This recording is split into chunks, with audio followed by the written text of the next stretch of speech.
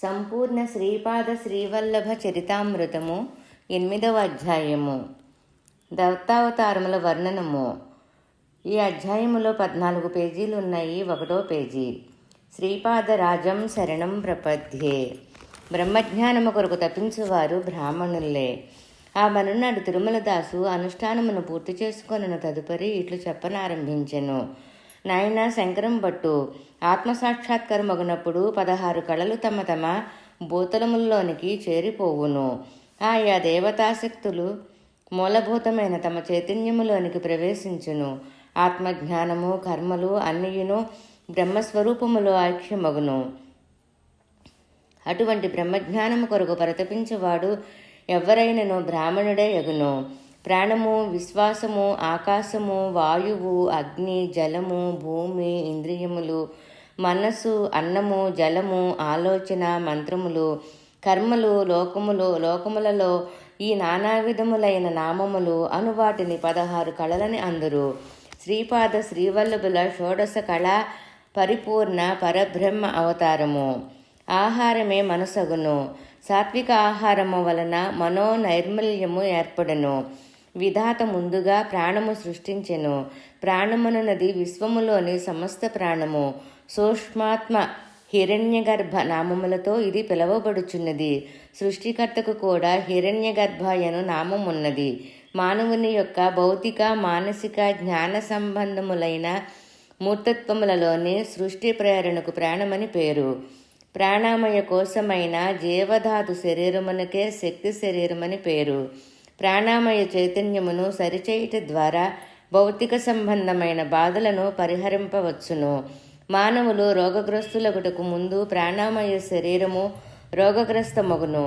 ఆ తదుపరి మాత్రమే స్థూలదేహము రోగగ్రస్తమగును. సృష్టి ప్రేరణలో విశ్వాసము ఏర్పడిన తర్వాత పంచభూతములు ఏర్పడినవి. ఈ పంచభూతముల గుణములను పరికించుటకు పంచేంద్రియములు ఏర్పడినవి. వీటిని సంధానపరిచి ఏకకాలములో పనులు జరుగునట్లు చేయుటకు మనసు ఏర్పడినది. మానవులు తమ ఆహార విషయములో తగు జాగ్రత్తలు పాటించవలెను. ఆహారము యొక్క సూక్ష్మాంశముల వలన మనసు ఏర్పడుచున్నది.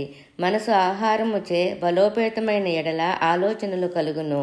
ఈ ఆలోచన స్రవంతిని క్రమబద్ధము చేసి నియంత్రణలో ఉంచిన ఎడల ఆలోచన ప్రతిబింబ రూపమైన అటువంటి దానిని మంత్రమని పిలుచుచున్నారు. యజ్ఞయాగాది క్రతువులను యథావిధి ఆచరించుచు ఆయా కర్మ కలాపములలో పద్ధతి ప్రకారము మంత్రములను ఆలపించిన ఎడల కర్మ అని పిలువబడును. కర్మలను బట్టి ఏ ప్రపంచ నిర్మాణము జరిగినది. నామరూపములు లేకుండా ప్రపంచముండజాలదు. ఈ విధముగా దుఃఖభూయిష్టమైన బంధములతో కూడిన సంఖ్యలు 16 రంగులతో ఏర్పడినవి. మనలోని ఒక్కొక్క ఇంద్రియము ఒక్కొక్క దేవత చేత ప్రభావితమవుతుంది. సమాధి స్థితిలో ఉన్న యోగికి ఆత్మ సాక్షాత్కారమైనప్పుడు 16 కళలు తమ తమ భూతములలో లీనమవుతాయి. యోగి యొక్క భౌతిక శరీరములోని ఇంద్రియములలోని శక్తులు విశ్వాంతరాళంలోని భూతములలో లీనమవుతాయి. కర్మేంద్రియములు, జ్ఞానేంద్రియములు కలిగిన మానవులు కర్మలను ఆచరించకుండా ఉండలేరు.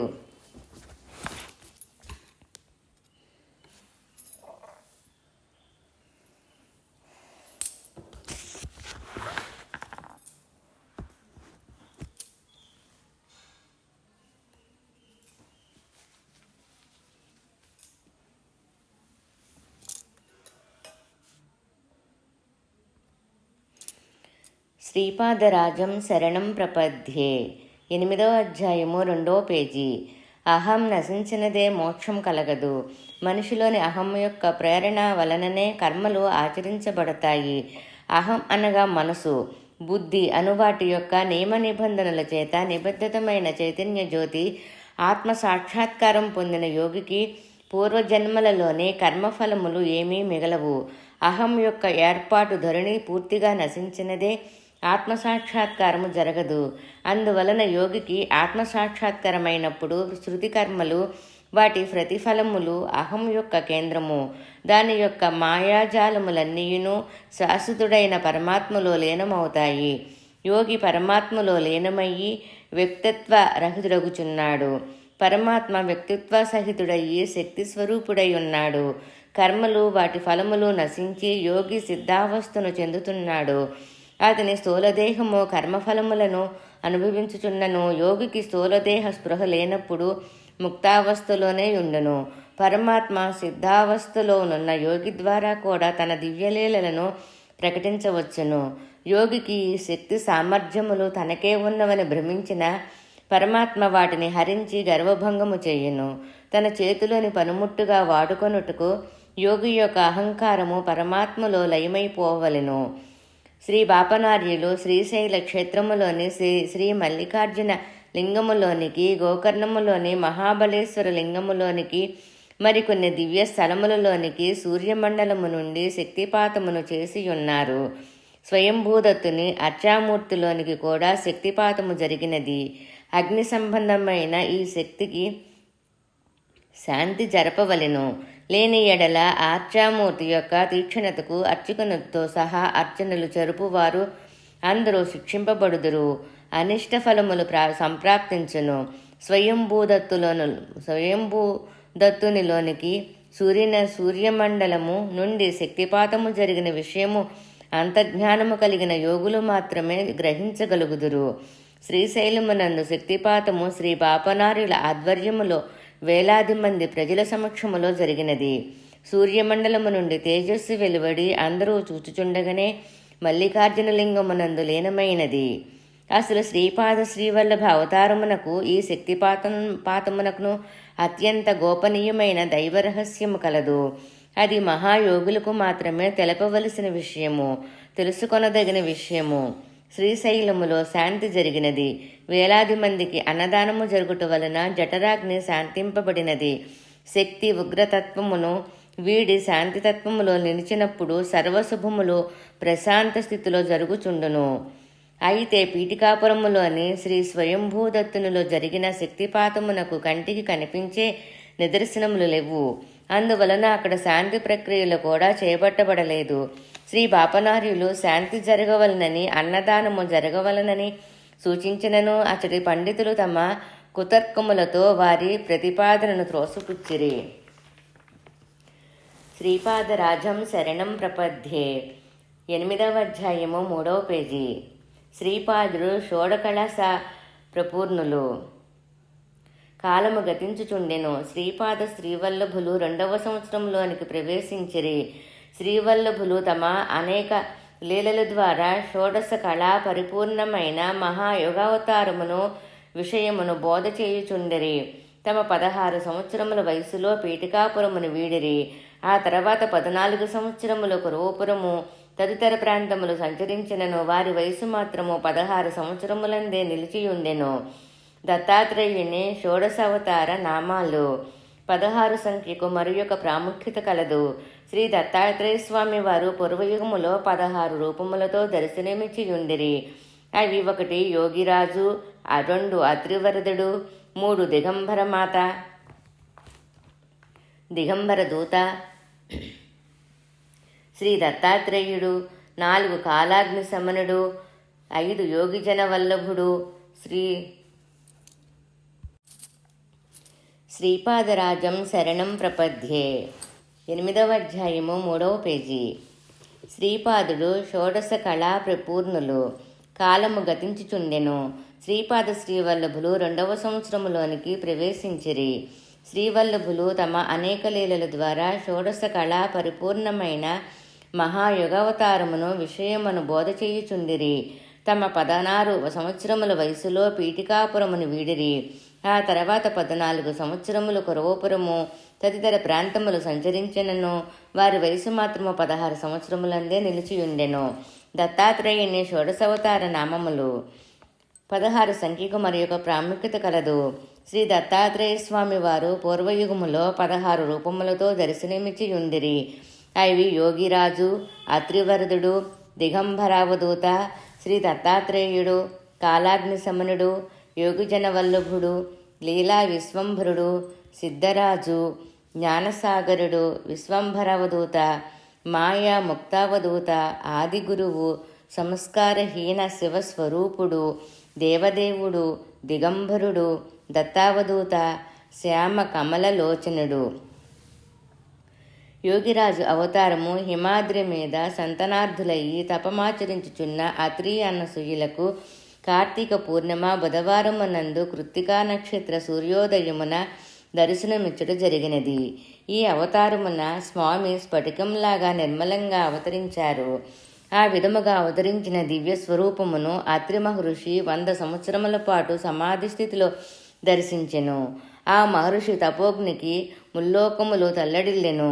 దానిని శాంతింపచేయుటకు ఒకానొక కార్తీక బహుళ పాడ్యమి గురువారం ప్రాప్తకాలములో గురుహోరులో మొదటి జాములో రోహిణీ నక్షత్రములో అత్రి మహర్షికి అరచేతులతో దివ్య దర్శనమిచ్చి వరములు ప్రసాదించెను. దీనికి అత్రి వరదావతారమని పేరు. అత్రి వరద రూపంలో సాక్షాత్కరించిన ప్రభువును అత్రి మహర్షి నాకు నీ వంటి సంతానమును అనుగ్రహించు అని ప్రార్థించెను. నాకు సాటి మరి ఎవరునూ లేరు, నన్ను నేనే నీకు దానం చేసుకొనుచున్నానని స్వామి పలికెను. దిగంబర స్వరూపములో పసిపిల్లవాని వలె దర్శనమిచ్చెను.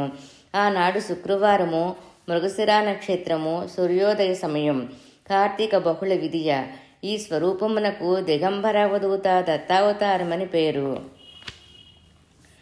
అత్రిముని దర్శించిన దత్తుని దివ్య రూపము. ఆ దిగంబరావధూత దత్తావతారము అత్రి అనసూయులు ఇద్దరూ దర్శించిరి.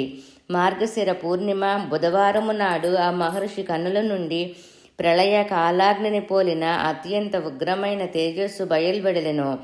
ఆ తేజస్సు అనసూయామాత గర్భములోనికి ప్రవేశించిన తదుపరి ఉగ్రత్వము నశించెను. ఆ పరంజ్యోతి పుత్రస్వరూపముగా మారెను. దీనికే కాలాగ్ని శమన దత్తావతారమని పేరు. నాయన శంకరం భట్టు ఆ కాలాగ్ని శమన దత్తమూర్తి అప్పలరాజు శర్మ ఇంట అనేక తరముల నుండి ఆరాధనలు అందుకొనుచుండెను. శ్రీపాదరాజం శరణం ప్రపద్యే. 8వ అధ్యాయము 4వ పేజీ. శ్రీ దత్తావతార కాలం, శ్రీపాద శ్రీవల్లభ అవతార కాలం. కాలాగ్ని సమనుడైన మన స్వామి ఒకానొక మార్గశిర పూర్ణిమ గురువారం మృగశిర నక్షత్రం రోజున సాయం సంధ్యయందు లీలా బాలక రూపమున జన్మించెను. ఆ మూర్తికే యోగిజన వల్లభ అవతారమని పేరు. నాయన గణేశ చతుర్థి శుభదినమున సూర్యోదయమున శ్రీపాదరాజం శరణం ప్రపద్యే. 8వ అధ్యాయము 4వ పేజీ.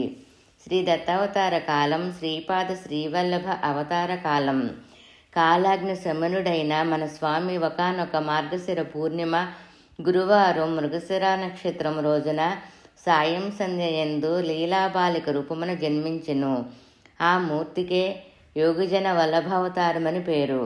నాయన గణేశ చతుర్థి శుభదినమున సూర్యోదయమున చిత్రా నక్షత్రమునందు తులరాశిలో సింహలగ్నమున శ్రీపాద శ్రీవల్లభునగా శ్రీ పీఠికాపురమున మహాపుణ్య రూపిణి అయిన సుమతీమాతకు పుత్రుడుగా ఈ కలియుగమున ప్రప్రథముగా ఆవిర్భవించెను.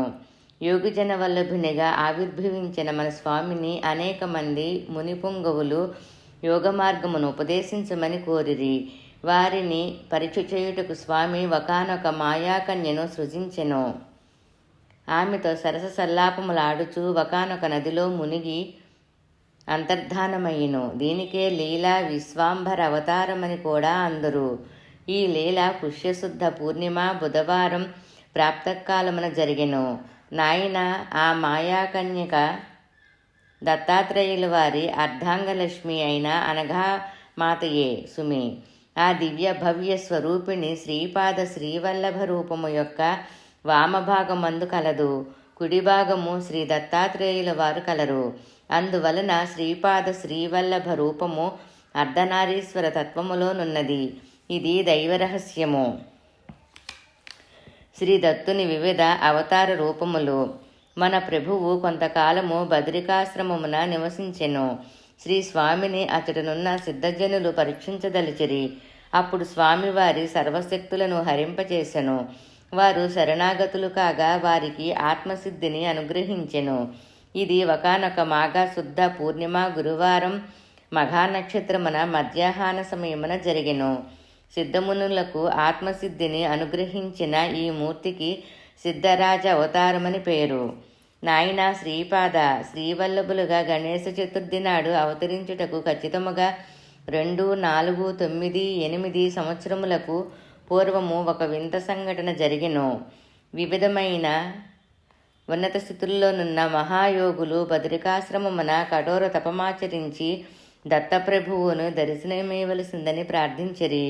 అప్పుడు వారికి 25 సంవత్సరముల నవయువక రూపమున శ్రీ ప్రభువు దర్శనమిచ్చెను. పూర్వయుగములోని అత్యంత పురాతనమైన జీవులు పరిణామ క్రమమును అత్యంత వేగరపరుచు క్రియాయోగము బోధించెను. సహజ పరిణామదశలో 1,00,000 సంవత్సరములకు గాని పూర్ణత్వమునందుకొనలేని మానసిక చైతన్యము క్రియాయోగము వలన కొద్ది సంవత్సరములలో సిద్ధించును. ఉన్నత చైతన్య భూమికలలోని మహాశక్తిని భూచైతన్యములోనికి, జల చైతన్యములోనికి, వాయు చైతన్యములోనికి, అగ్న చైతన్యములోనికి, ఆకాశ చైతన్యములోనికి ఆకర్షించి ఆ మహాశక్తి సంకల్పమునకు అనుగుణముగా క్రింది భూమికలలోని స్థూలతత్వములను మార్చుట ఈ యోగ పద్ధతి. ఇది అత్యంత రహస్యమైన శ్రీ దత్తాత్రేయుల వారి యోగ ప్రక్రియ. దీని వలన శరీరమునందలి కణములు ప్రాణవాయువుతో భరితమగును. శరీరమునందలి కృష్ణాంగరకము బొగ్గు యొక్క రూపము హరించుబడుచుండును. మానవుడు మృత్యువును జయించి మృత్యుంజయుడు అగుటకు రాజమార్గము క్రియాయోగము బోధించిన ఈ పరమగురు స్వరూపమును శ్రీ బాలాజీ అని పిలిచిరి. శ్రీ బాబాజీయే ఆదిశంకరులను చండాల రూపమున కనిపించి జ్ఞానబోధ చేసెను. వారు ఇప్పటికనే సశరీరులై ఉన్నారు. శ్రీపాదరాజం శరణం ప్రపద్యే. 8వ అధ్యాయము 5వ పేజీ.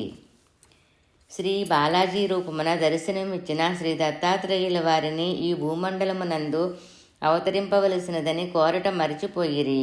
తమ విధి వైపరీత్యమునకు చింతించి ఆ మహాయోగులందరూ నేపాల్, భూటాన్ దేశముల మధ్య ప్రదేశమందు కైవల్య శృంగమును స్థలమును చేరి ఘోర తపమాచరించిరి. ఆ మహాయోగులలో చాలామంది కొన్ని శతాబ్దముల వయసు కలవారుండిరి. వారు మహా తపస్సాలురు. వారి మొరలాలకించి ప్రభువు దర్శనమిచ్చిరి. వారి ప్రార్థనల ఫలితముగా కోటి సూర్య సమాన తేజముతో ఒక మహా తేజోపుంజము ఆకాశములో దృగ్గోచరమాయెను. అది ఆది మధ్యాంతరహితమైన ఆ మహా తేజోరూపము ఒకనొక వృద్ధరూపము దాల్చెను. వారు ఆ మహాప్రభువును శ్రీ విశ్వేశ్వర మహాప్రభువు నామముతో పిలిచిరి. తమకు నిరంతర దర్శనమయ్యవలసిదని ప్రార్థించిరి. దానికి శ్రీ ప్రభువులు 12 సంవత్సరములకు ఒక పర్యాయము దర్శనమిచ్చిదననిరి. ప్రభు, ఇది చాలా ఎక్కువ విరామమని వారనిరి. అయితే 6 సంవత్సరముల కాలవ్యవ్యాధిలో దర్శనమిచ్చిదననిరి. అది కూడా ఎక్కువ విరామమేనని వారు అనిరి. దయాంతరంగుడైన ప్రభువు ప్రతి 6 నెలలకు ఒక పర్యాయము దర్శనమిచ్చిదననిరి. అప్పుడు ఆ సిద్ధ సమూహములు వారిని భూమిపై అవతరించమని కోరిరి. అప్పుడు శ్రీ విశ్వేశ్వర మహాప్రభువులు తాము 2498 సంవత్సరముల తర్వాత శ్రీ పీఠికాపురములో శ్రీపాద శ్రీవల్లభ రూపమున అవతరించదమనిరి. అంతేకాకుండా తమ యొక్క అంశావతారములు 12 సార్లు అవతరించననియు 12వ అవతారము అంశావతారమైన శ్రీరామలాల మహాప్రభు అను అంశావతారము వాసుదేవానంద సరస్వతి అను యతికి నిర్వీకల్ప సమాధి స్థితిని అనుగ్రహించుననియు ఆ వాసుదేవానందులు శ్రీ పీఠికాపురమున శ్రీపాదుల జన్మస్థలమైన శ్రీ బాపనార్యుల సుగృహమును కాలాంతరమున దర్శించుననియు అయితే ఆ స్థలమున అనగా జన్మభూమిలో పాదుకులను ప్రతిష్ఠించు యోగమును వేరొకరికి అనుగ్రహించదలిచిన కారణమున శ్రీ వాసుదేవానందులు పాదుకా ప్రతిష్ఠను చెయ్యలేరనియు సెలవిచ్చిరి. నాయన శంకరం భట్టు, ఒక పని జరుగుటకు కానీ జరగకుండా ఉండుటకు కానీ వేరొక విధముగా జరుగుటకు కానీ శ్రీపాద శ్రీవల్లభులు సంకల్పమే కారణమని గ్రహించుము. అప్పుడు నేనెట్లంటిని, అయ్యా తిరుమలదాసు, పాదుకులను ప్రతిష్ఠించు విషయము చిన్న విషయము కదా. జన్మభూమిలో పాదుకా ప్రతిష్ఠ జరుగుటకు శతాబ్దముల వరకు వేచియుండవలెనా? అప్పుడు తిరుమలదాసు ఇట్లనెను, నాయనా, ఇదే శ్రీపాద శ్రీవల్లభుని చమత్కారము. వారి సంకల్పము లేక ఒక చిన్న ఆకు కూడా కదలజాలదు. బద్రి అరణ్యములందు సంజీవిని పర్వతమని పిలువబడు ద్రోణగిరియందు 25 సంవత్సరముల వయసు కలవారుగా బాబాజీ అని పిలువబడుచుండిరి. నేపాల్, భూటాన్ మధ్య ప్రదేశమందలి కైవల్య శృంగమునందు శ్రీ విశ్వేశ్వర మహాప్రభువు రూపమున వృద్ధావస్థలో దర్శనమిచ్చుచుండిరి. ప్రస్తుతము కురువపురమున 16 సంవత్సరముల బాలయతిగా దర్శనమిచ్చుచుండిరి. శ్రీపాదరాజం శరణం ప్రపద్యే. 8వ అధ్యాయము 6వ పేజీ. వారు ఏకకాలమున ఈ 3 రూపములలోనూ ఉండిరి. ఆదిపరాశక్తి అయిన శ్రీ కన్యకా పరమేశ్వరి బాబాజీ చెల్లెలుగా వ్యవహరించుబడుతూ దశాశ్వమేధ ఘట్టమునందలి గుహలోనున్నది. నాయన శ్రీపాదుల లీలలు అచింత్యములు, అతర్క్యములు, ఇదివరకు ఎన్నడను వినినివి కననివి కూడాను. మార్కండేయ మహర్షి ఆధ్వర్యములో వైశ్యమునులు కాశీలో గొప్ప యజ్ఞమును చేసిరి. అప్పుడు శ్రీ కన్యకా పరమేశ్వరి దశాశ్వ మేధఘట్టములో దర్శనమిచ్చి ఆశీర్వదించినది. ఇది జరిగిన రోజు ఆషాఢ పూర్ణిమ. వేదవ్యాసుని జననము కూడా ఆషాఢ పూర్ణిమ నాడే జరిగింది. ఈ పూర్ణిమకు గురు పూర్ణిమ అని పేరు. గురువులందరికీ గురువు ఆది గురువు శ్రీ దత్తాత్రేయుల వారే. శ్రీపాదరాజం శరణం ప్రపద్యే. 8వ అధ్యాయము 6వ పేజీ. పరశురాముడు గొప్ప యాగమును చేయుచున్నాడు. శ్రావణ శుద్ధ అష్టమి సోమవారం నాడు స్వామి కృష్ణమలక వృక్షం క్రింద కూర్చొని పింగళనాగుడని మునికి తన యొక్క యథార్థ శివతత్వమును బోధించినారు. దీనినే శివస్వరూప అవతారమని, సంస్కారహీన అవతారమని కూడా అంటారు. బ్రహ్మదేవుడు ఒక పర్యాయము వేదములను మరిచిపోయినాడు. ఒకానొక భాద్రపద చతుర్దశి గురువారం శతభిష నక్షత్రము నాడు దత్తస్వామి ఆశ్రయించగా స్వామి అతనికి వేదములను అనుగ్రహించినారు. ఈ అవతారమూర్తికి దేవావతారమని పేరు. యదు మహారాజునకు అవధూత రూపములో దర్శనమిచ్చి తన 24 గురువుల గురించి చెప్పి అనుగ్రహించారు. దీనికే దిగంబరావతారమని పేరు. ఇది ఆశ్వయుజ శుద్ధ పౌర్ణమి బుధవారం నాడు జరిగినది. గోరక్షకుడనే సద్భక్తుడొకడున్నాడు. ఇతననే గోరక్షకానాథుడని అంటారు. ఒకానొక జ్యేష్ఠమాస పౌర్ణమి దినాన స్వామి అతనికి సాక్షాత్కరించాడు. ఆ మూర్తికే దత్తావధూత అవతారమని పేరు. గోరక్షకుని అనసూయాయులే నేపాళ దేశమునందున్నారు. శ్రీపాద శ్రీవల్లభులు జాతక ప్రతి శుక్ర నాడీ గ్రంథము నందున్నది. అది నేపాళ దేశము నుండి కాలాంతరమున శ్రీ పీఠకాపురము చేరును. శ్రీపాద శ్రీవల్లభుల జాతక ప్రతి శుక్రనాడి గ్రంథమునందున్నవి. అది నేపాళ దేశము నుండి కాలాంతరమున శ్రీ పీఠికాపురము చేరును. అప్పటి నుండి శ్రీ పీఠికాపురమున దత్తపాదుకుల సందర్శనమునకు అసంఖ్యాక జనులు వచ్చెదరు. నాయన సిద్ధరాజు అవతారము తర్వాత తన యొక్క సంపూర్ణ జ్ఞానయోగములో ప్రవేశించిరి. పాల్గొన శుద్ధదశమి ఆదివారము ప్రాప్తకాలములో జ్ఞానయోగమునందు ప్రవేశించిన ఈ అవతారమూర్తికి జ్ఞానసాగర అవతారమని పేరు. మన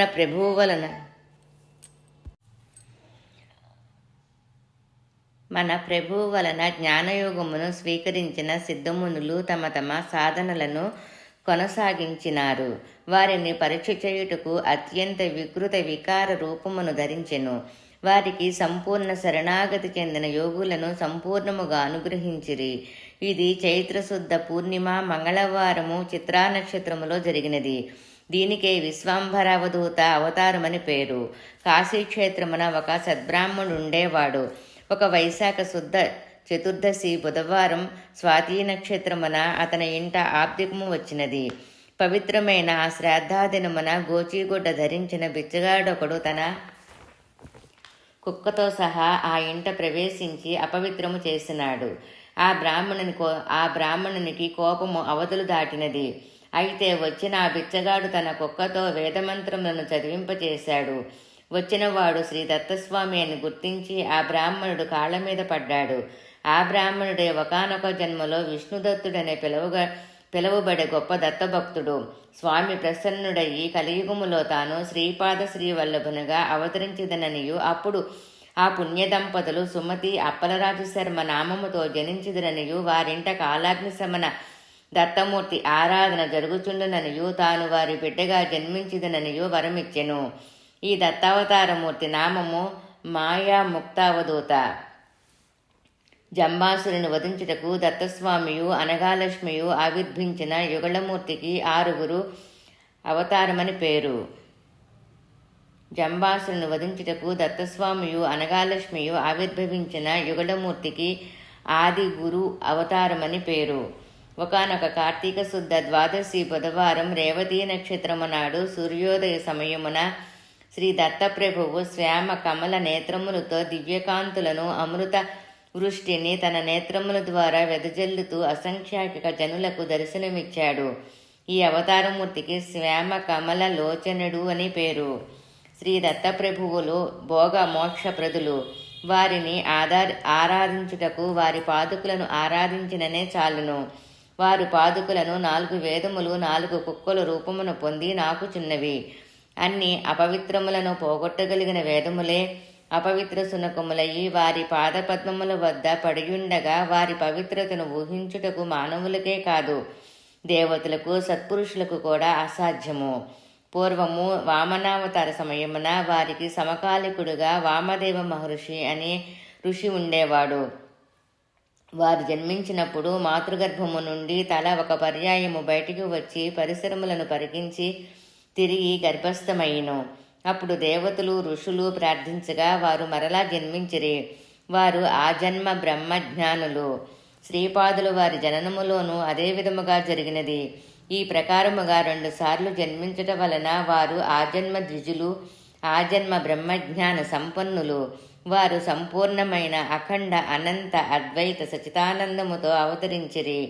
కనుక ఈ అవతారమున వారికి గురువను వ్యక్తియే లేడాయెను. శ్రీపాదుల వారే గణేశ చతుర్థి నాడు చిత్తా నక్షత్రమునందు తులరాశిలో సింహలగ్నమందు జన్మించిరి. వాస్తవమునకు వారు త్రిమూర్తుల యొక్క సంయుక్త రూపము కాక వారికి అతీతముగానున్న ఒకానొక ప్రత్యేకతత్వము. అందువలన వారు త్రిమూర్తులకు అతీతమైన 4వ వ్యక్తిత్వమని సూచించుటకు చతుర్థి తిథి నాడు జన్మించిరి. సృష్టి అందలి ప్రవృత్తి గణములు నివృత్తి గణములు రెండింటికి అధిపతి అయిన గణేశతత్వమని సూచించుటకు గణేశ చతుర్థి దినమున ఆవిర్భవించిరి. చిత్తా నక్షత్రమునకు అధిపతి అంగారకుడు.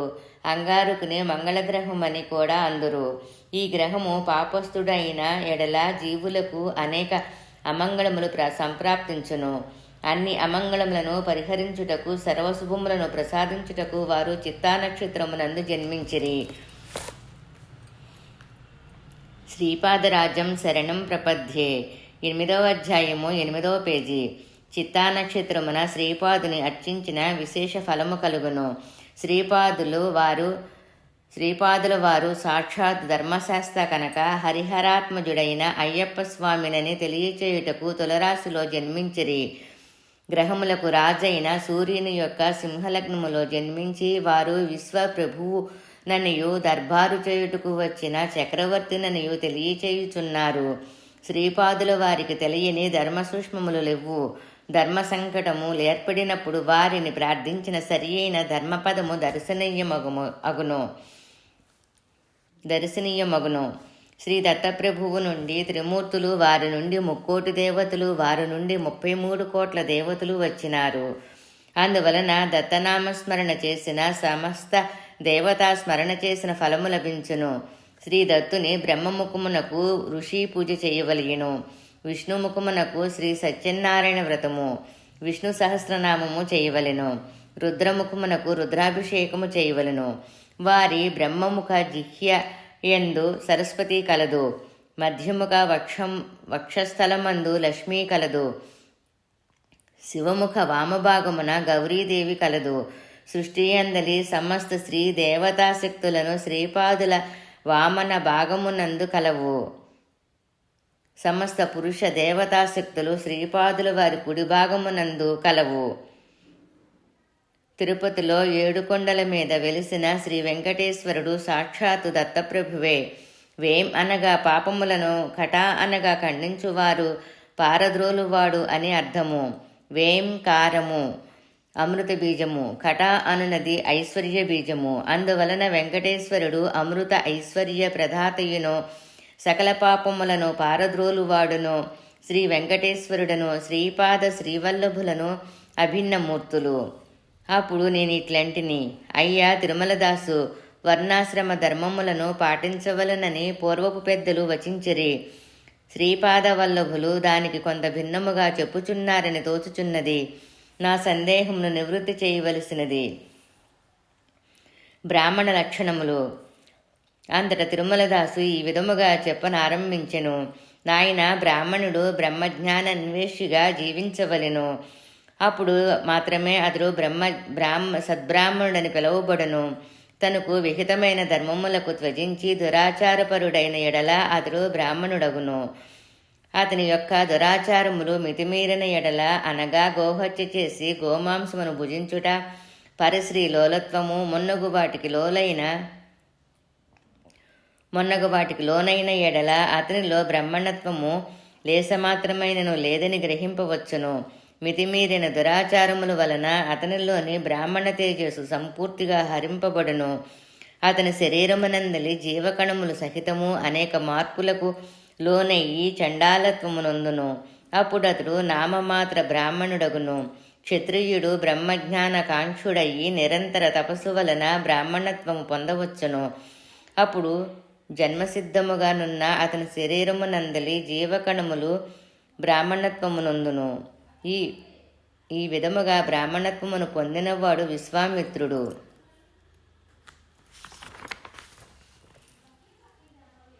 శనిశ్చరుడు 3 రాసులలో ప్రయాణము చేయు కాలము, అనగా 7.5 సంవత్సరముల కాలములో ప్రతి మనుష్యునకును శరీరమునందలి జీవకణములు మార్పులను చెందును.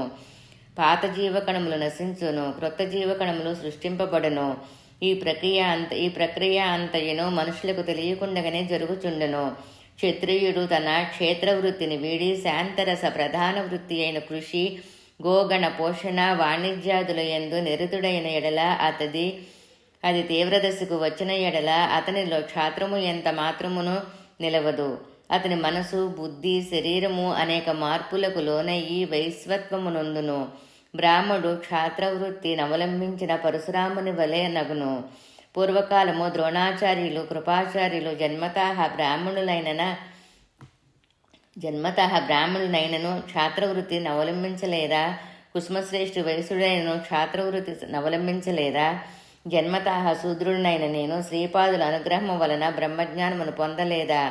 జన్మతః శూద్రుడినైన వాడు కూడా నిరంతర కృషి వలన వైశ్యుడిగా కానీ, క్షత్రియుడిగా కానీ, బ్రాహ్మణుడిగా కానీ మార్చవచ్చును.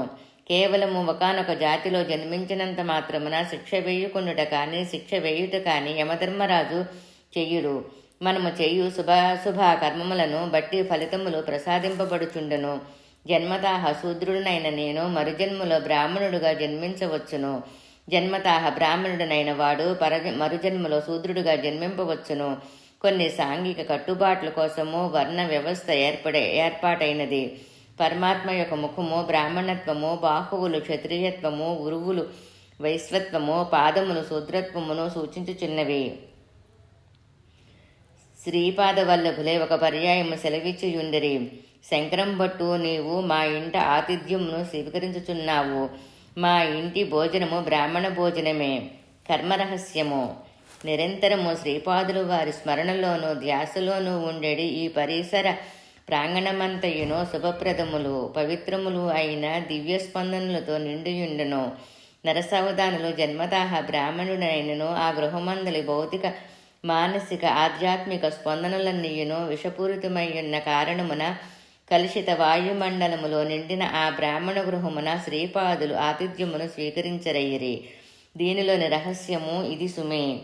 జీవులు తమ పరిణామ క్రమములో కానీ, విపరిణామ క్రమములో కానీ కర్మసూత్రమును అనుసరించి జన్మించుటకు అసలు కులములు అన్నవి ఉండవలను కదా. అందుకే ఆ ఏర్పాటు జరిగినది.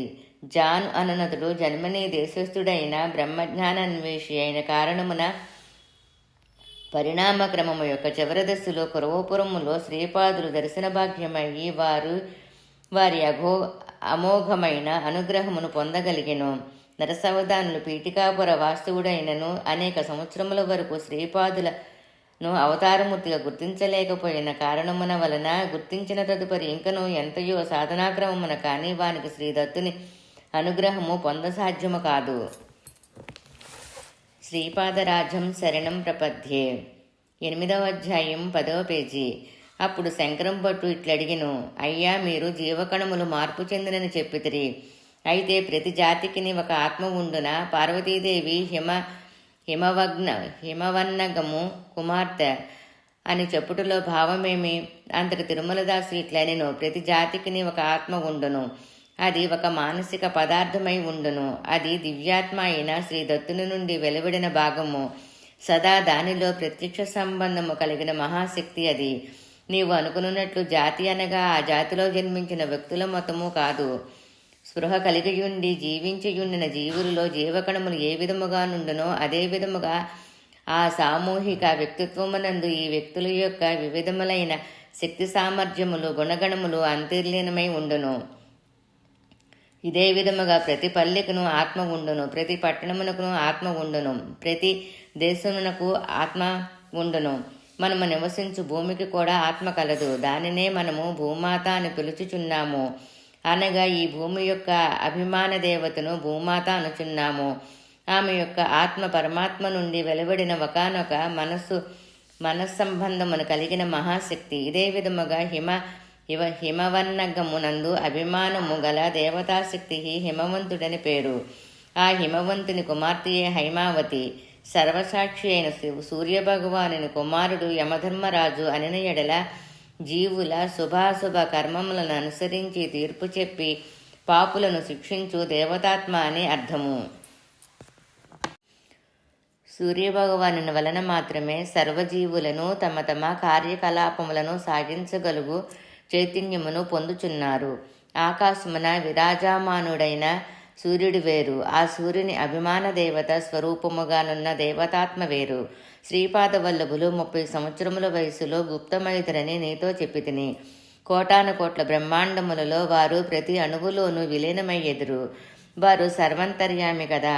తిరిగి విలీనమొగుట అనగానేమి అని నీవు అడగవచ్చును. వారు సర్వంతర్యామిగా నున్నను వారి వారి యొక్క శక్తి ప్రభావములకు కొంత దూరముగా కోటాను కోట్ల బ్రహ్మాండములను ఉన్నవి. వాటిలో పరిణామ క్రమములను వేగపరుచు ఉద్దేశముతో తమ శక్తి ప్రభావములకు దగ్గరగా వారు వాటిని ఆకర్షించెదరు. సమస్త సృష్టిలోనూ పరిణామదశలో ఒకనొక విపత్కర పరిస్థితి ఏర్పడినప్పుడు ఈ విధముగా శ్రీ దత్తాత్రేయులు వారు అవతరించెదరు. ఇనుమును సూదంటు రాయి ఆకర్షించును. అదే ఇనుము మాలిన్యములతో కూడి ఉన్నప్పుడు ఆకర్షణ అత్యంత బలహీనమగును. మాలిన్యములను రహితమునర్చి సృష్టియందలి ప్రతి అణువును తమ వైపు ఆకర్షించుకొని విశ్వ పరిణామమునకు వినూత్న దిశను ఇవ్వదలిచినప్పుడు మాత్రమే ఈ విధమైన అవతారము వచ్చును. పంచకన్యల విచారణ. శంకరం భట్టు తిరుమలదాసును ఇట్లడిగెను, అయ్యా, అహల్య, ద్రౌపది, సీత, తార, మండోదరి తథా పంచకన్యాం పటే నిత్యం మహాపాతక నాశనమే అని చెప్పుదురు కదా. ఈ విషయం నాకు అంత సులభముగా అర్థమొగుట లేదు. వివరింప ప్రార్థన. శ్రీపాదరాజం శరణం ప్రపద్యే. 8వ అధ్యాయము 11వ పేజీ. అంతట తిరుమలదాసు ఇట్లు చెప్పెను, అహల్యను దేవేంద్రుడు మోహించెను. ఆమెను పొందవలనని మాయాపాయమును పన్నెను. కోడి రూపమును ధరించి కుక్కురుక్కురో అను అరిచెను. వేకువజామున అయ్యనని అనుష్ఠానము కొరకు గౌతముడు బయలువెడెను. మహాపతివ్రత అయిన అహల్యను అతడు తాకజాలడు. దేవేంద్రుడు దేవతాశక్తులు కలవాడు కనుక అహల్య వ్యామోహముననున్న అతని తీవ్ర మనసు యొక్క శక్తి వలన అహల్యను పోలిన శ్రీరూపము ఆవిర్భవించెను. మాయా అహల్య రూపము యొక్క అహల్య శరీరమునందలి జీవాణువులన్నయు దేవేంద్రుని తీవ్ర మనశక్తి వలన మాత్రమే ఏర్పడెను. మాయా అహల్యతో సంగమించిన ఇంద్రుని చూచి ఉగ్రుడైన గౌతముడు వారిద్దరిని శపించెను. అంతటా అహల్య, ఓ తెలివిమాలిన ముని, ఎంత పని చేసితివి అనెను. అహల్య గౌతముని కంటెను ఆధ్యాత్మికముగా ఉన్నత స్థితి ఎందుండెను. అహల్య శాపము వలన గౌతముడు 12 సంవత్సరాలు మనశ్చాంచల్యము నొంది శివార్చనము స్వస్థుడైను. అహల్య మనశ్శక్తి జడత్వము నందును. దానితో ఆమె శరీరము కూడా జడత్వము నొంది పాషాణమయ్యను. శ్రీరాముని పాదధూళి వలన అహల్యకు శాప విమోచనము కలిగెను. అందువలన అహల్య పరమ పవిత్రురాలని గ్రహించుము.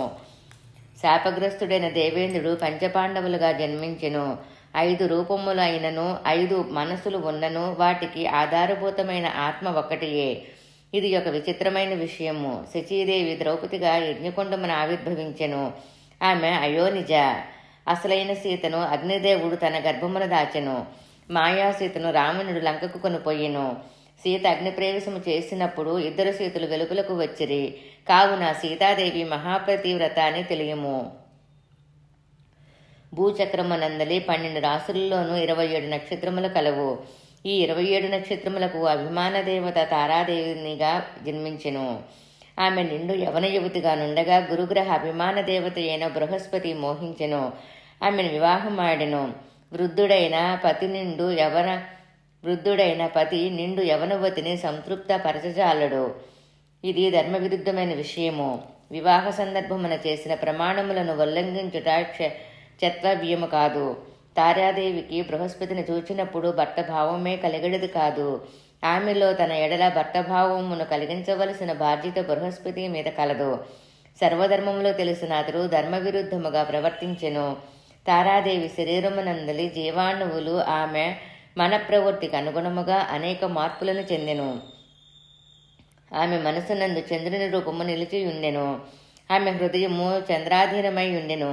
ఈ విధముగా పరిణామస్థితి నొందిన తారాదేవి పూర్వము బృహస్పతిని వివాహమాడిన తారాదేవి ఎంత మాత్రమూ కాదు. అందువలన తారాచంద్రుల కలయిక ధర్మవిరుద్ధము కాలేదు. సృష్టి నియమముల ప్రకారము 27 నక్షత్రములను చుట్టి వచ్చుట చంద్రుని ధర్మము. అది గురుగ్రహ ధర్మము కాదు. ఆ విధముగా గురుగ్రహము సంచరించిన ధర్మవిరుద్ధమగును. ధర్మవిరుద్ధమైనది ఏది విచ్ఛిన్నము కాక తప్పదు.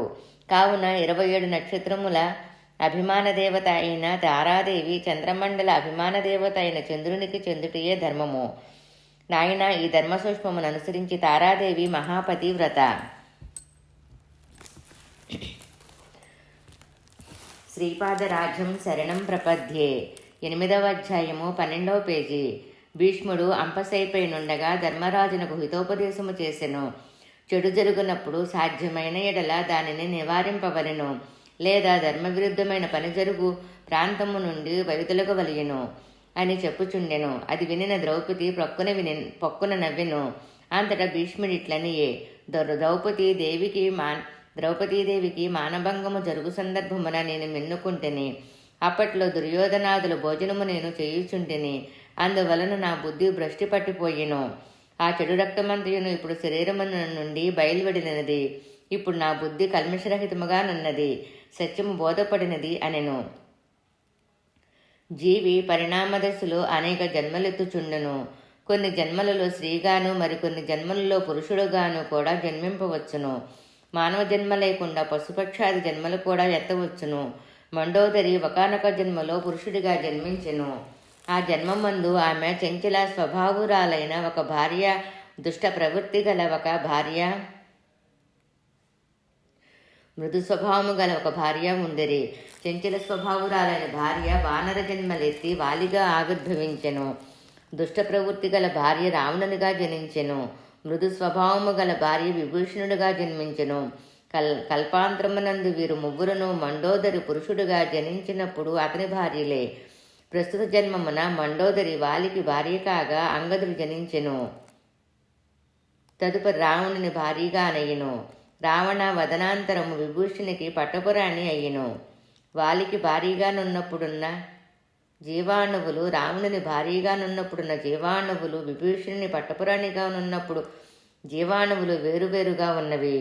అందువలన మండోదరి కూడా మహాపతివ్రతయే. అప్పుడు శంకరం భట్టు ఇట్లనెను, అయ్యా, స్త్రీలకు ఒకే భర్తతో నుండవలననియు పురుషులు ఏకపత్ని వ్రతులై ఉండవలననియు చెప్పుదురు కదా. బహుభార్యత్వము కానీ భర్తృత్వము కానీ నింద నియములు కాదా? భార్యత్వము కానీ భర్తృత్వము కానీ నిందనీయములు కదా. కర్మచక్ర పరిణామము. అందరు తిరుమలదాసు ఇట్లనెను, నీవు చెప్పినది అక్షరాల నిజము. ఒకడు నిష్కారణముగా భార్యను హింసల పాలు చేసిన ఎడల సత్వజన్మముల బాల వైధవ్యము నొందునని చెప్పబడినది. ఒక పురుషుడు నలుగురైదుగురు స్త్రీలను వివాహమాడిన ఎడల మరుజన్మమున ఆ పురుషుడు స్త్రీగా జన్మించును. ఆ నలుగురైదుగురు స్త్రీలు తమ కామవాసనలు సంస్కారములు నశింపని ఎడల పురుష జన్మమునెత్తి ఆ స్త్రీని అనుభవించెదరు. ఇట్లు ఒక జన్మయందే జరిగినచో వ్యభిచార దోషము కలుగును. అట్లు కాక ఆ స్త్రీని వేరు వేరు జన్మలందు విడివిడిగా ఆ పురుషులు వివాహమాడిన ఎడల దోషము లేదు. ఇది కాలచక్ర ప్రభావము. ఈ మహాచక్రమునందు ఇటువంటి వింతలు ఎన్నయో జరుగుచుండెను. స్త్రీ జన్మనెత్తిన ఎడల ఆ జన్మకు సంబంధించిన ధర్మమును ఆచరింపవలెను. పురుష జన్మమెత్తిన ఎడల ఆ జన్మకు సంబంధించిన ధర్మమును ఆచరింపవలెను. భార్యాభర్తలను విడదీసిన పాతకులు అటు పురుష జన్మకు కానీ ఇటు స్త్రీ జన్మకు కానీ చెందకుండా నంపుసుక జన్మమునెత్తి సంసార సుఖము అనున్నది ఏమిటో తెలియక దుఃఖమును అనుభవించుచు మనస్తాపమునందుదురు. మాంస భోజనము నిషిద్ధము. ఒకడు మేకను చంపి 10 మందితో కలిపి దాన్ని భుజించినను కొనును అని ఆ మేక ప్రాణోత్క్రమణ సమయమున విపరీతమైన బాధను అనుభవించును.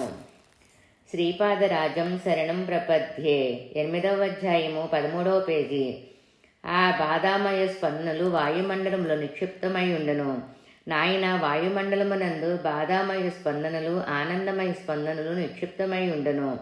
సత్కర్మల వలన ఆనందమయ స్పందనలు జనించును. దుష్కర్మల వలన బాధామయ స్పందనలు జనించును. చచ్చిన మేక తను తినిన 10 మంది మానవులను హింసించవలని తలుచును. ఆ కారణము చేత ఆ మేక మానవధ్యాస వలన మానవ జన్మనెత్తును. ఆ మానవులు మేక జన్మమునెత్తుదురు. ఈ రకముగా కర్మ యొక్క ఫలితములు ప్రతిచర్యను కలిగించుచుండును. అందువలన మానవులు క్షమాగుణము నలవర్చుకొనవలెను. సాత్వికుడు మేకను చూచినను దాని మాంసము తిననొల్లడు. ఒకవేళ ఆ మేక పూర్వజన్మయందు తనను భక్షించిన మనుషుడే అయినను సరే, క్షమించి వదిలిన దానికి ప్రాణదానమును చేసిన ఎడల అంతటితో ఆ కర్మచక్రము ఆగును. పీఠికాపురవాసుల సాంఘితిక పుణ్యమును సాంఘితిక పాపమును ఒక్కసారి ఫలించి శ్రీవల్లభ జననమునకు కారణమయ్యెను. పుణ్యజనులు వారిని శ్రీదత్తునిగా గ్రహించి శుభ ఫలితములను పొందిరి. పాపజనులు వారిని శ్రీదత్తునిగా గ్రహింపక మరింత అశుభ ఫలితములు పొందిరి. శ్రీదత్తుని ఆరాధించుచు శ్రీపాదవల్లభుల వారిని నిందించు వారు రౌరవాది నరకములను పొందెదరు. విషయం అర్థము కానప్పుడు మౌనము వహించుట మంచిది. అంతియే కాని దివ్య భవ్యమైన ఆ శ్రీ మహన్మంగళ రూపమును నిందింపరాదు. వారు ముఖమునకు హారతులిచ్చుచు పాదములకు మేకులు కొట్టు వారును శ్రీ దత్తావతారమున నిందించు వారును సుఖవ్యాధులు పాలయ్యుదురు. అంతేకాక శ్రీదత్తుల వారు ఒకానొక విచిత్రమైన యోగశక్తిని తమ అనుగ్రహ లీలలో చేర్చిరి. పుణ్యజనులకు శ్రీదత్తనామ స్మరణమున సర్వ మనోరథములు అయుచితముగా అప్రయత్నముగా సిద్ధించును. శ్రీవల్లభుని నిందించు పాపజనులకు విచిత్ర పద్ధతులలో విఘ్నములు అనిష్టములు కోకొల్లలుగా జరుగుచుండును. శ్రీపాదుల వారిది అగ్నిస్వరూపము. వారు ధరించినది అగ్నివస్త్రము. వారు పవిత్రమైన యోగాగ్ని స్వరూపము. వారి పాదుకుల మహిమను వర్ణించుటకు యుగములు చాలవు. వేదోపనిషత్తులు కూడా శ్రీ పాదుకా మహిమను వర్ణించి సంపూర్తిగా చెప్పగలుగుట అసాధ్యము. ఎన్ని యుగములు గడిచినవి, ఎన్ని కల్పములు గడిచినవి, ఎన్ని సృష్టి స్థితి లయములు జరిగినవి, కానీ శ్రీదత్తుల వారు శ్రీదత్తులే. వారికి సాటి మరి ఎవరునూ లేరు. వారు సాక్షాత్తు శ్రీపాద శ్రీవల్లభులే. సృష్టిలోని ప్రతి అణువును ఈ పరమ సత్యమునకు సాక్ష్యము పలుకును. స్వయంభూదత్త పునఃప్రతిష్ఠ. శ్రీ పీఠికాపురమునకు ఒక విచిత్రమైన అవధూత వచ్చెను. అతడు ఉన్మత్త సిద్ధుడు. అతడిట్లు శాపనార్థముల మూలమున ఆశీస్సులనందచేయి వింత సాధువు. అతడు ఎవరినైనా పొగిడిన ఎడల అవతల వ్యక్తి యొక్క పుణ్యఫలము క్షీణించినట్లే. ఆ సిద్ధుని పీఠికాపురవాసులు స్వయంభూదత్తుడెక్కడున్నాడని అడిగిరి. అప్పుడు ఆ సిద్ధుడు స్వయంభూదత్తుడు సమస్త పుణ్యక్షేత్రములలోనూ స్నానము చేసి ఎలా నదిలోనున్నాడని తెలిపెను. అంతటా ఎలా నదిలో ప్రయత్నము చేయగా స్వయంభూదత్తుని విగ్రహము బయల్పడినది. దానికి ఒక శుభముహూర్తమున అపర సర్వమంగళాదేవి అయిన సుమతీ మహారాణియు బ్రహ్మతేజో విరాజితులైన అప్పలరాజశర్మయు పునః ప్రతిష్ఠించరి. అది ఆ సిద్ధుని కోరిక మేరకు జరిగినది. ఆ మహోత్సవమునకు శ్రీ బాపనార్యులు ఆధ్వర్యము వహించిరి. శ్రీపాదరాజం శరణం ప్రపద్యే. 8వ అధ్యాయము 14వ పేజీ. విద్యారణ్యులు ఆవిర్భావము. ఆలయములో పునఃప్రతిష్ఠ జరిగిన నాడు ఆ సిద్ధుని బాపనార్యులు తమ ఇంటికి భిక్షకు పిలిచిరి. ఆ సిద్ధుడు వల్లయ్యనెను. తాతగారింటనున్న శ్రీపాదులను ఆ సిద్ధుడు దర్శించెను. కేవలము 2వ సంవత్సరము వయసు నడుచుచున్న ఆ దివ్య శిశువుపై వారికి అమితమైన పుత్రవాత్సల్యము పొంగినది. మేనమామ అయిన వెంకటావధానులు భుజముపైకెక్కి వినోదముగా మేనమామ పిలకతో వింత వింత చేష్టలు చేయుచూ సిద్ధుని వంక చూసి శ్రీపాదులు నవ్వసాగిరి. ఆ నవ్వుని వినిన సిద్ధుడు సమాధిస్థితుడయ్యెను. అతడు ప్రకృతిస్థుడైన తదుపరి శ్రీపాదుల వారు, మాధవ, నాకు 16 సంవత్సరముల వయసు వచ్చినప్పుడు నీ కోరిక మేరకు బుక్కరాయుడిచే హిందూ సామ్రాజ్యము స్థాపించబడను. హరిహరునకు బుక్కరాయునికి నీవు తోడయుండుము. నీవు విద్యారణ్య మహర్షి నామమున విఖ్యాతుడు వైదువుగాక. నీ సోదరుడైన సాయినాచార్యునింట రాబోవు శతాబ్దములో గోవిందాదీక్షితులు జనించును. ఆ గోవింద దీక్షితుడు ఎవరో కాదు, నీవే. రాజేశ్వయి తంజావూరు మహామంత్రివై వర్ధిల్లుదువుగాక అనిరి. అంతటా ఆ సిద్ధుని కన్నుల వెంట ఆనంద బాష్పములు జలజలారాలిను. అతడు శ్రీపాదుల వారిని అక్కను చేర్చుకొనెను. అలవోకగా శ్రీపాదుల వారు సిద్ధుని పాదములకు నమస్కరించిరి. సిద్ధుడు ఇది ఏమి వింత అనెను. అంతటా శ్రీపాదులు ఇట్లనిరి, నీవు శృంగేరీ పీఠమును అధిష్ఠించి విద్యారణ్య నామమున విఖ్యాతుడు వైదవు. నీ శిష్య పరంపరలో 3వవాడుగా నీవే కృష్ణ సరస్వతి నామమున జనించెదవు. నీకు నా యందు పుత్రవాత్సల్యము మిక్కుడుముగానున్నది. కావున నేను నృసింహ సరస్వతి నామమున తిరిగి అవతారమెత్తినప్పుడు నీకు కృష్ణ సరస్వతి నామమున నాకు కాశీలో సన్యాసి దీక్షనిచ్చెదవు. దీనికి కాశీ విశ్వేశ్వరుడను అన్నపూర్ణామాతయును సాక్షి. నీవు సన్యాసి ధర్మమును పునరుద్ధరింపవలెను. వశిష్ఠ, శక్తి, పరాశర, సత్రయ ఋషి, ప్రవరాన్విత, పరాశర గోత్రోద్భువులను ఋగ్వేదులను అయిన వాజపేయాజులు మాధవాచార్యుడు విద్యారణ్య మహర్షిగా వినతిగాంచి తీరును. నాయన, రేపు నీకు మరిన్ని విషయములను చెప్పెదెను అని తిరుమలదాసు ఈరోజు వృత్తాంతము ముగించెను. శ్రీపాదరాజం శరణం ప్రపద్యే.